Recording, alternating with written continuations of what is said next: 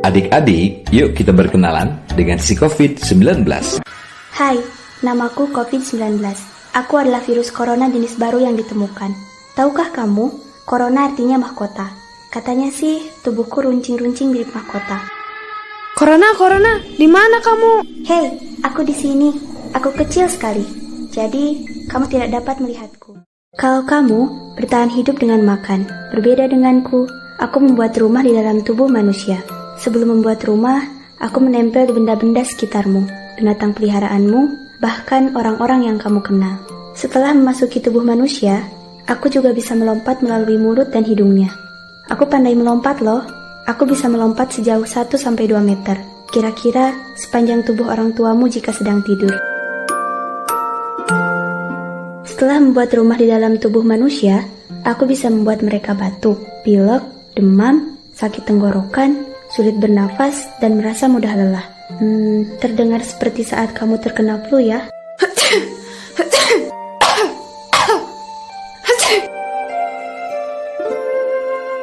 Hei, jangan takut. Anak-anak yang sehat biasanya tidak akan sakit terlalu parah.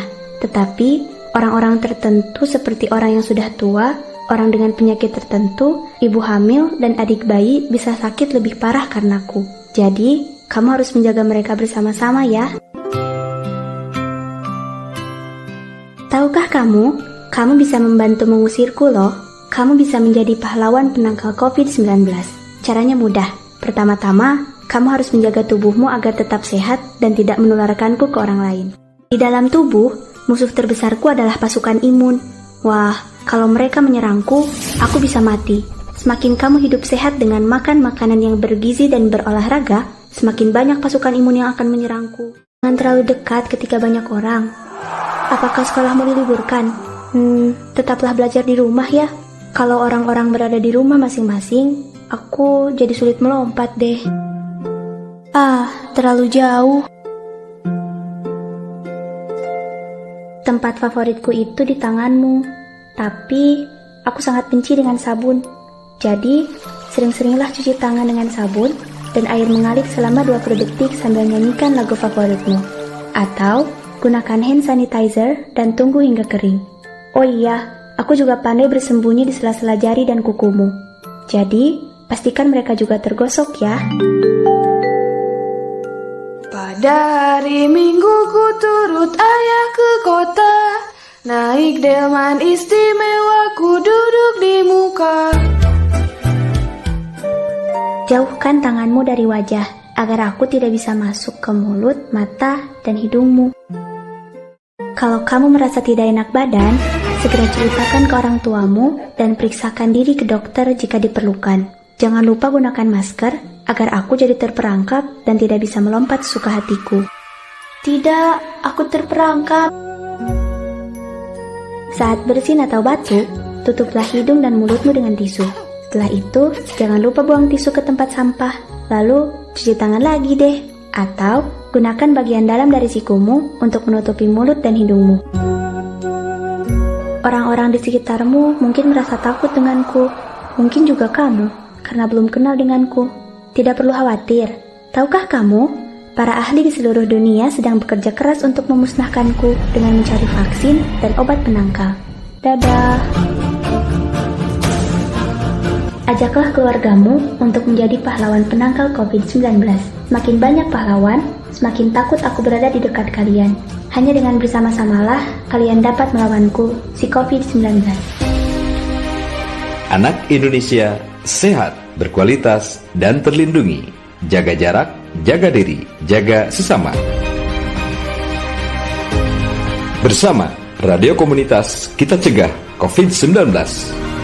Pesan ini disampaikan oleh Jaringan Radio Komunitas Indonesia dan Kementerian Pemberdayaan Perempuan dan Perlindungan Anak Republik Indonesia.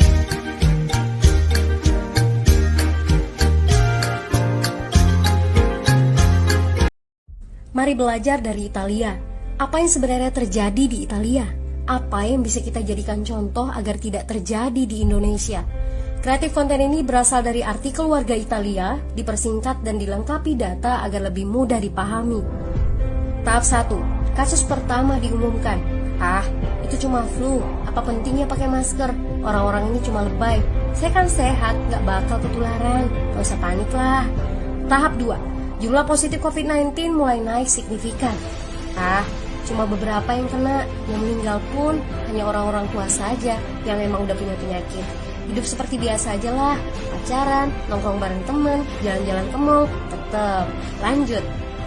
Tahap ketiga, jumlah kasus meningkat dengan cepat, berlipat ganda dalam 1 hari. Tingkat kematian pun bertambah. 7 Maret, lebih dari 5.000 kasus positif COVID-19.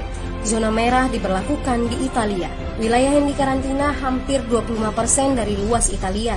Sekolah dan universitas tutup, tapi tempat kerja, bar, dan restoran masih buka. Sementara itu, 75% wilayah lain masih menganggap enteng COVID-19. Anjuran mencuci tangan ada di mana-mana, tapi sekadar anjuran dan tak banyak yang melakukan. Tahap 4, jumlah kasus meningkat pesat. Sekolah dan universitas ditutup selama sebulan. Darurat nasional pun diberlakukan. Rumah sakit menambah kapasitas, seluruh kamar dibersihkan untuk memberi ruang bagi pasien COVID-19. Tapi tak ada cukup dokter dan perawat. Ada terlalu banyak kasus pneumonia, terlalu banyak pasien perlu ICU, tapi ruangannya sudah habis, ventilator habis. Pada titik ini seperti kondisi dalam perang. Dokter harus memilih siapa yang akan diobati berdasarkan peluang bertahan hidup. Itu berarti pasien lanjut usia dan punya penyakit bawaan seperti hipertensi, diabetes, stroke tidak masuk prioritas karena tidak ada lagi ruang. Sistem layanan kesehatan seketika runtuh. Tahap 5, 9 Maret mencapai lebih dari 9.000 kasus. Seluruh kota Italia lockdown. Orang-orang bisa pergi hanya untuk keperluan darurat dan dalam pengawasan ketat. Semua bisnis masih dibuka karena jika tidak, ekonomi akan runtuh. Itu kebijakan pemerintah. Mulai ada ketakutan, orang-orang mulai memakai masker dan sarung tangan. Tapi tetap saja, ada anak-anak yang merasa jagoan, masih ingin uji nyali. Pergi ke restoran rame-rame, hangout bareng, minum-minum dan lain sebagainya. Tahap 6, 2 hari kemudian pemerintah Italia berubah pikiran. Semua bisnis harus tutup, bar, restoran, pusat perbelanjaan, semua jenis toko, kecuali supermarket dan apotek. Penyebabnya, karena dalam sehari yang positif bertambah lebih dari 2.000 kasus. Penduduk yang mau keluar rumah harus mendapat surat izin. Surat izin ini didapatkan dari pos pemeriksaan polisi yang disebar di berbagai lingkungan. Yang melanggar bisa kena denda 3,3 juta rupiah.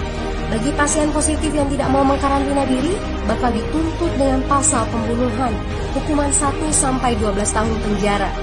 21 Maret jumlah korban meninggal di Italia terus meningkat melampaui Cina. Sebagai gambaran, luas Italia itu kurang lebih 2 kali Pulau Jawa. Penduduknya lebih dari 60 juta jiwa. Lalu apa yang harus kita pelajari dari Italia? Yuk, mulai dari diri sendiri, mulai dari di rumah aja. Jaga kebersihan lalu isolasi diri dan keluarga. Tidak keluar rumah kecuali sangat penting. Ini saatnya memulai solidaritas. Yang mampu harus mulai membantu yang tidak mampu. Ini adalah bentuk usaha dan doa kita semua. Semoga badai corona ini segera berlalu. Mari memulai kekompakan dengan membagikan informasi ini. Di rumah aja, mari belajar dari Italia.